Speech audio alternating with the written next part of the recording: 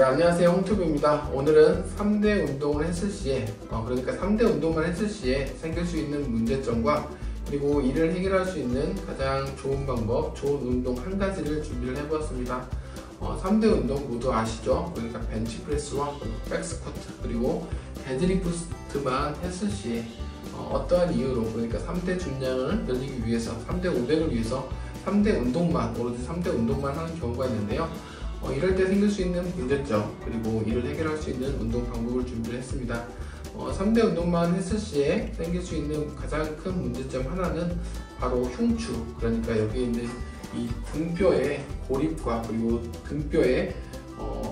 등뼈가 후만으로 되어 있는 등뼈가 전만으로 가서 등뼈가 플랫해지는 게 가장 큰 문제인데요. 우리의 척추는 크게 이제 목뼈와 등뼈 그리고 허리뼈 이렇게 경추, 흉추, 요추로 이렇게 나눠져 있는데요. 목뼈, 경추는 일반적으로 전만 커브입니다. 그리고 흉추는 정상적으로 후만 커브가 정상적인 커브입니다. 그러니까 등뼈는 후만 커브가 정상적인 커브고요. 그리고 요추, 허리뼈는 전만 커브가 다시 정상적인 커브입니다. 그래서 목뼈부터 전만, 그리고 등뼈는 후만, 그리고 허리뼈는 다시 전만 커브, 이렇게 S라인이 이렇게 생기게 됩니다. 하지만 3대 운동, 우리가 하고 있는 벤치프레스와 백스쿼트 그리고 데드리프트는 이 등뼈를, 후만으로 되어 있는 등뼈를 모두 전만으로 이동시키는 그러한 힘을 적용하게 되어 있습니다. 그래서 이 3대 운동만 하게 된다면 이 등뼈가 원래 정상적으로는 후만 곡선이 있어야 되는 등뼈가 전만으로 가면서 좀 플랫하게 되는데요. 이렇게 등뼈가 플랫하게 되면서 또 생기는 문제가 있습니다. 만약에 등뼈가 플랫하게 된다면 이 위에 있는 목뼈에서 정상적으로 이렇게 커브가 생기는데요. 이 커브가 S커브가 등뼈가 플랫하게 되면서 목뼈에 문제를 만들 수 있습니다. 예를 들어서 등뼈가 플랫하게 되면서 정상적으로 있는 목뼈가 일자목이나 거북목이 되면서 평상시보다 많은 부하가 목에 갑자기 가해지면 이제 목에 통증이 올 수도 있고요. 이와 마찬가지로 이 정상적인 후만 커브가 없어지고 등이 플랫하게 전만으로 가게 된다면 날개뼈의 고정도, 날개뼈이 있죠? 날개뼈의 고정도 약해지게 되면서 어깨 관절에 또 문제가 생길 수도 있습니다. 그래서 이러한 등뼈의 고립과 등뼈가 고립되는 경우를 줄이고 그리고 등뼈가 전만으로 가서 플랫하게 되는 이러한 방향과 반대되는 운동을 해주는 게 중요하고요. 먼저 3대 운동, 그러니까 백스쿼트와 데드리프트 그리고 벤치프레스 동작을 한번 간단히 한번 봐보겠습니다. 백스쿼트를 한번 보면은 이렇게 등뼈를, 날개뼈를 모아주는 이렇게 힘을 주게 되는데 이렇게 함으로써 등뼈가 조금 더 후만인 등뼈를 조금 더 플랫하게 전방으로 이렇게 가해지는 힘이 가해지게 되겠죠. 이 상태에서 이렇게 스쿼트를 하게 되고요. 그래서 알다시피 그리고 데드리프트 역시 마찬가지로 그 광배근에 힘을 주면서 그리고 배와 엉덩이에 힘을 주면서 이 등뼈가 좀 더 앞으로 밀리게 되는 그런 힘이 적용되게 됩니다. 데드리프트 이 상태에서 데드리프트를 이렇게 하게 되겠죠. 그리고 벤치프레스 역시 마찬가지인데요. 벤치프레스를 할 때도 보는 것처럼 날개뼈를 최대한 모은 상태에서 벤치프레스를 하기 때문에 이 상태에서 벤치프레스를 하게 된다면 역시 등뼈가 전반으로 가해지는 힘이 생기게 됩니다.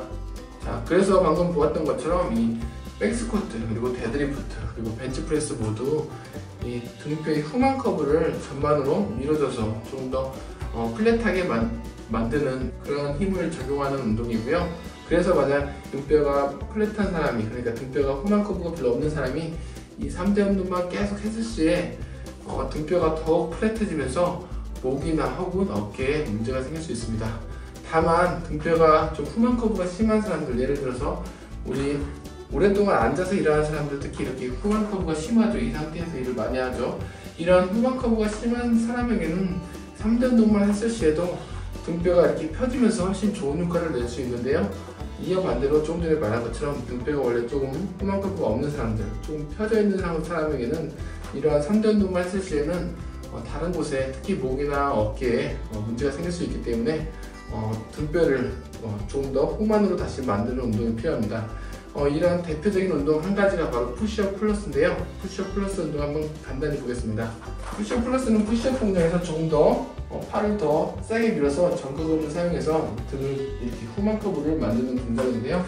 보는 것처럼 푸시업 동작에서 푸시업을 하고 마지막에 등을 쭉 밀어서 후만 커브를 만드는 동작입니다.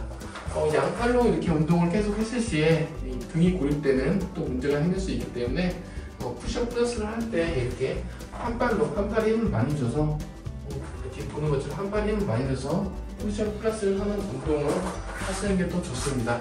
그래서 결론적으로 등뼈의 후만이 좀 심한 사람 같은 경우에는 3대 운동만 했을 시에도 아주 효과적입니다. 아주 효과적이고 몸이 더욱 건강해지고 그리고 체형도 좋아지는 반면에 등이 어느 정도 플랫하고 후만이 별로 없는 상태에서 3대 운동만 했을 시에는 특히 목이나 어깨 같은 그런 관절에 다른 문제가 또 생길 수 있기 때문에 이러한 3대 운동을 할 때 생길 수 있는 가장 큰 문제, 이 등뼈에 관련돼서 다른 이와 반대되는 힘을 적용시킬 수 있는 그러한 운동을 하는 것이 좋습니다. 대표적으로 푸시업 플러스가 있고요.